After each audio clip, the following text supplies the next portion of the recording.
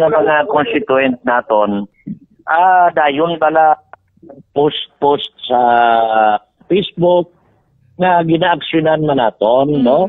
Kay balo ka ang kinahanglan ambi tani kay may naga-existing kitang mga line canal nga amo ina ang ginahulugan sang tanan nga mga tubig.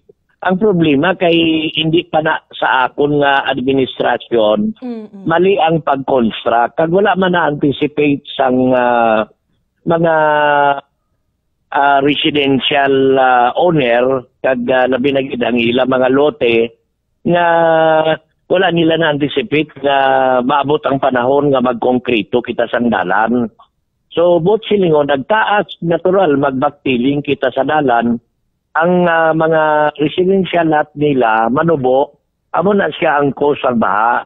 So, nag-backfire karon ining pinaka-main kanal nato nga ginahulugan sang halos katunga sang tubig, nagahulog. So, kung magkusog ang ulan, hindi makasarang ang aton nga existing kanal nga i-absorb ang mga naga-turn in nga mga tubig sa mga nagkalain-lain nga mga outlet sang kanal halin sa mga pamalay.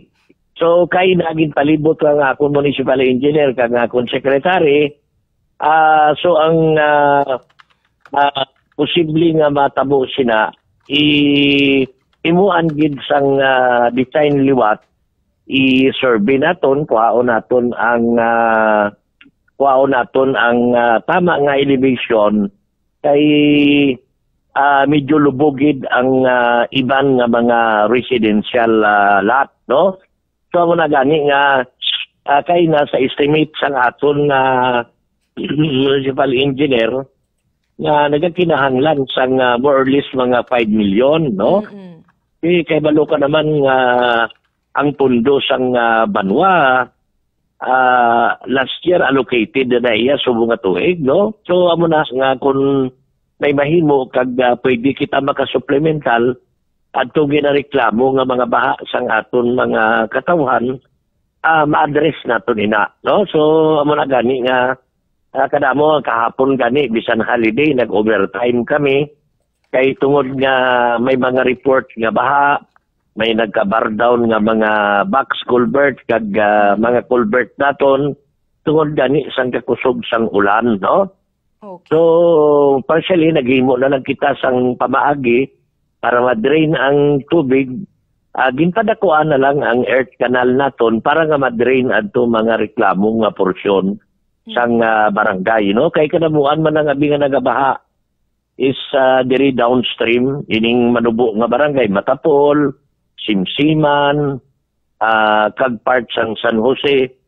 O muna kag diri sa poblasyon, amo ning poblasyon ang damo gyapon reklamo kay tungod gani nga naga-backfire ang tubig tungod nga ang existing kanal nga construct sa tong past administration wala nila makuha ang saktong elevation.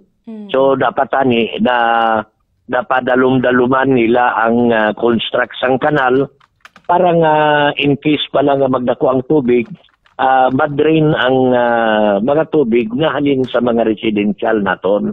Amo na siya ang problema. Okay.